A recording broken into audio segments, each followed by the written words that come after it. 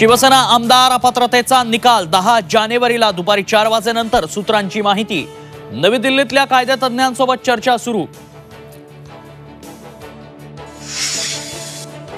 धनुष्यबाण चिन्ह कुणाचं? शिंदेंकडेच कमान की सुप्रीम कोर्ट निकाल बदलणार? 2 फेब्रुवारीला होणार सुनावणी। मुख्यमंत्री एकनाथ शिंदे आणि उपमुख्यमंत्री अजित पवार यांच्यात सुप्त संघर्षाला सुरुवात। अजित पवारांचा शिरूर लोकसभेवर दावा, तर शिरूरमधून आढळरावांना संधी मिळेल, शिंदेंचं वक्तव्य।